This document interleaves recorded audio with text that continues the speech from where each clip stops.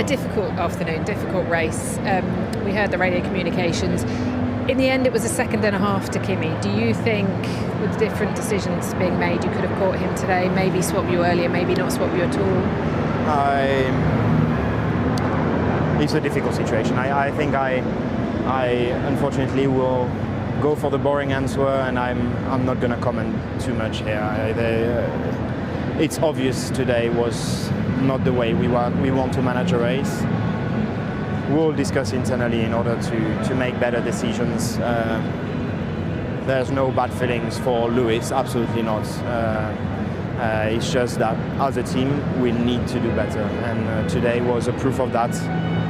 For the rest, I don't want to speak more into details. No, I understand that, and from Lewis's side as well, it seems to be just a similar feeling of frustration that the two of you can you help the team? Can you work with the team to help with the strategy options to help this get better? Of course, and it's our job to do so. I'm doing my best. Obviously, I'm giving everything that I have in order for us to be a better team, for us to have a better car, for us to be better. So yeah, this is where is our focus.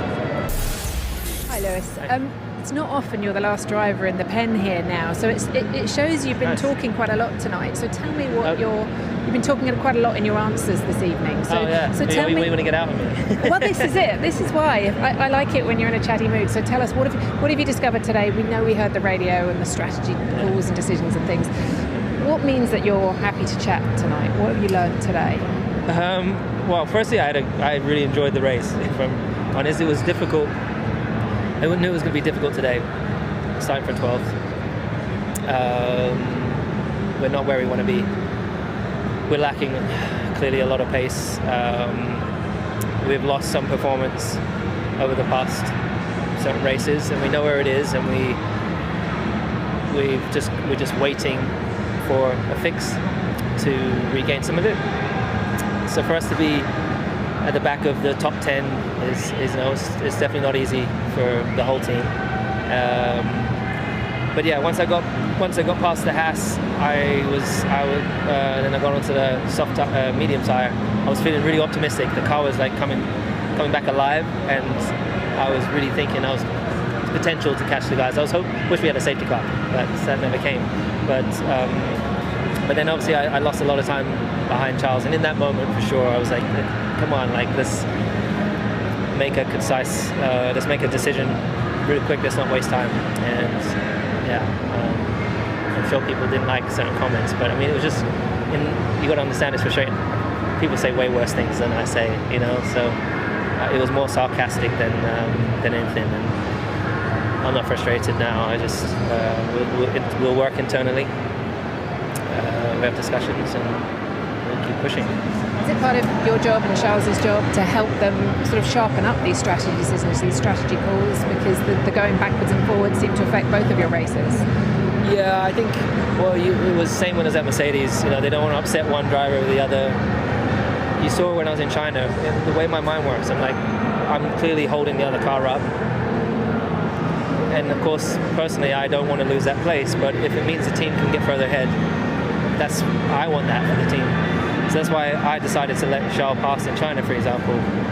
But today I was on a different strategy. I was on a much quicker tire at the time. Charles was clearly struggling a little bit just then, and it took a long time for everyone to see it, and by then it was too late. But we'll discuss it, and I think ultimately it's about talking about it internally and not getting emotional about it. We're here to race. We're not where we want to be, but as I said, it was fun still today for me. Good, pleasure, fun. Thank you. Well, Fred, you picked up some points today. Interesting weekend. Obviously, it's been a positive weekend with Lewis P3 in the sprint. A lot of people around the world, particularly in the UK, will be listening to Lewis's radio messages. Just explain from Ferrari's point of view that situation. No, I can understand the frustration of the guys into the car, but at the end it was well executed because Lewis was behind Charles. He was with a softer compound. We let him go, and then as per internal rule into the team, we swapped back at the end. I think we let the chance to Lewis to go in front of Charles, that he was it was impossible to overtake between them if we don't let them go. And I think it was the opportunity for Lewis to catch up Antonelli, and I think we did a good job.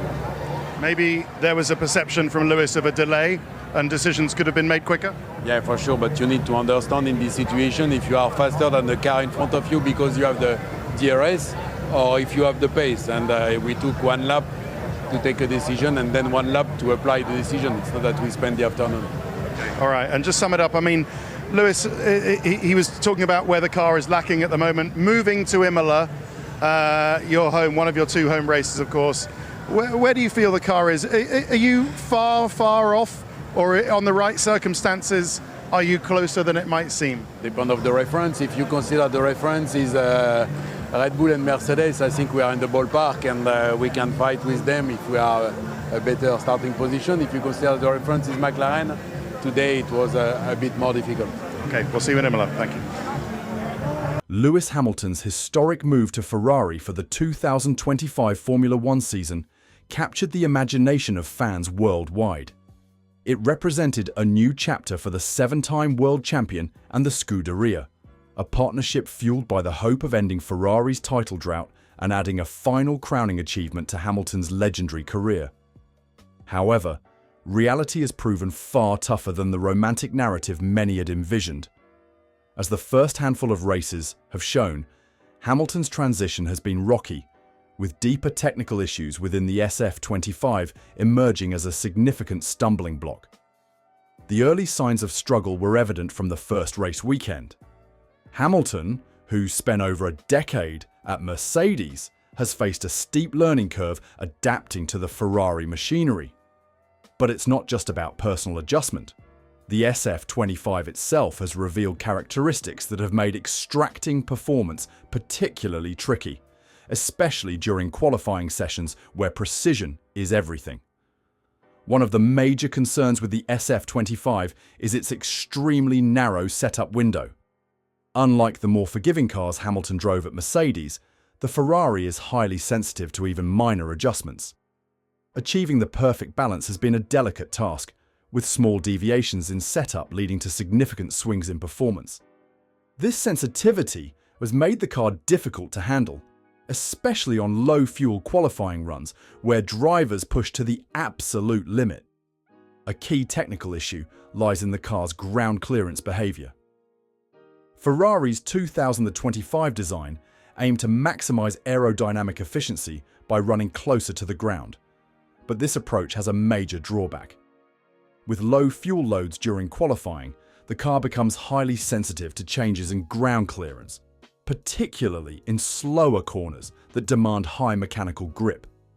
This phenomenon leads to unpredictable handling and a loss of driver confidence, something Hamilton in particular has found frustrating. Adding to the complexity, Ferrari introduced a switch from pull rod to push rod front suspension on the SF25. The move was designed to unlock new aerodynamic gains by optimizing airflow over the car, but it has also altered the fundamental handling characteristics. The pushrod system has proven harder to tune, contributing to the inconsistency drivers are experiencing between sessions and even between corners on the same lap. Hamilton's adaptation has been further hampered by muscle memory developed over years of driving Mercedes cars. The way the Ferrari power unit delivers its torque, its braking characteristics, and the general dynamic feel of the car are all markedly different from what Hamilton became accustomed to. Building new instincts takes time, especially at the razor's edge of Formula One competition. Despite the early setbacks, Ferrari team principal Fred Vasseur has remained a voice of calm and reassurance. He insists that Hamilton's struggles are not a reflection of declining skill, but rather the result of a complex set of technical and adaptation challenges. Vasseur has praised Hamilton's professionalism and work ethic, noting that both the driver and the team are working tirelessly to unlock the SF25's potential. The optimism is not unfounded. Ferrari has significant upgrades planned for the upcoming Imola Grand Prix. Engineers are preparing aerodynamic updates, chassis tweaks, and potentially suspension revisions to make the car less sensitive to setup changes and more forgiving across a wider range of conditions. These upgrades are seen as critical, not only for Hamilton's hopes, but also for Ferrari's aspirations in a season where Red Bull and McLaren have already shown strong pace.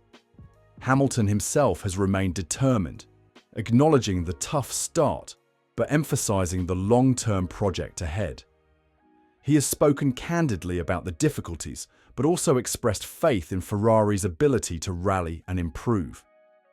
His vast experience and technical acumen are assets Ferrari can lean on heavily as they seek to turn the tide. Meanwhile, within the team, there is a clear understanding that time is of the essence. The Italian press has been vocal in its concern that if meaningful improvements aren't seen by the Barcelona Grand Prix, a race often seen as a key barometer of a team's potential for the season, focus may need to shift towards 2026. The next generation of regulations looms large. An old team wants to get caught behind in preparations. In conclusion, while Lewis Hamilton's start to life in red has been far from the fairy tale many hoped for, it would be premature to write off the partnership. The challenges are real and substantial, but so too is the collective resolve within Ferrari to address them. With Hamilton's proven resilience and Ferrari's technical might, the second half of the 2025 season still holds the potential for redemption, and perhaps for history to be made after all. The 2025 Formula One season was meant to be a rebirth for Scuderia Ferrari. With a promising car concept and the blockbuster signing of Lewis Hamilton, hopes were high that the team would finally mount a consistent title challenge against Red Bull and a resurgent McLaren. Yet, as the season has unfolded, it's become clear that Ferrari's journey to the top will not be straightforward. One major obstacle has emerged, a persistent struggle over one lap during qualifying. In the most recent triple header of the season, Ferrari found itself consistently outpaced when it mattered most on Saturday afternoons. Charles Leclerc, the team's long-standing leader, managed to qualify 4th, 3rd, and 4th across the 3 races, showing flashes of competitiveness but falling short of the front row each time. Lewis Hamilton, still adapting to life in red after more than a decade at Mercedes, endured an even tougher time, lining up 8th, 9th, and 7th respectively. The gap between potential and execution has been painfully apparent, with Leclerc typically missing out on pole position by 3 to 4 tenths of a second, a significant margin in today's ultra-tight F1 field. After securing his first podium of the year at the Saudi Arabian Grand Prix, Leclerc was candid about where Ferrari needs to improve. Speaking to media, including Motorsport Week, the Monegasque emphasized that better qualifying results are essential if Ferrari wants to consistently fight for wins. "If we start further up, we'll have our chances," Leclerc said. "If not, we're all too close in the race to make a difference. We really need to focus and put everything together in qualifying." His words underscored a reality Ferrari cannot escape. In modern Formula One, track position is king. Without a spot on the first 2 rows, even the fastest car can be bottled up in dirty air and tactical battles. Team principal Fred Vasseur, however, has been urging calm within the camp. Even before Leclerc's podium in Jeddah, Vasseur had worked to temper fears over Ferrari's qualifying woes. In his view, the margins are incredibly fine, and small imperfections can create the illusion of a much bigger problem. "Honestly, I don't have the feeling that we've extracted the best from the car so far." Or perhaps on some occasions. "Some sessions," Vasseur explained. "But it's true for us and for the others. Even McLaren, with the step they have compared to the rest of the grid, sometimes have one of their cars struggling a bit more in qualifying. It is what it is." Vasseur pointed out that the competitive density in 2025 is unlike anything Formula One has seen in recent memory. A few years ago, top teams could comfortably cruise through Q1 on medium tyres and save their best efforts for later sessions. Today, even the heavyweights often need 2 sets of softs to ensure safe passage. The field is very, very tight, and each time you make a mistake you can lose 5 or 6 positions, Vasseur warned. Then the conclusion from outside is that it's a drama. But for us, a gap of 0.05 is not a drama. We need to stay calm in the analysis if we want to improve. Despite his measured tone, Vasseur isn't blind to the stakes. Ferrari's ambition is clear. They want to fight for both world titles.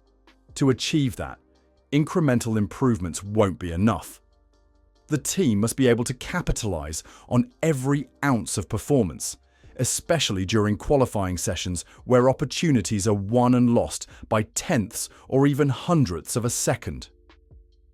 Drawing a colourful analogy, Vasseur described the situation as a recipe requiring the right combination at the right time.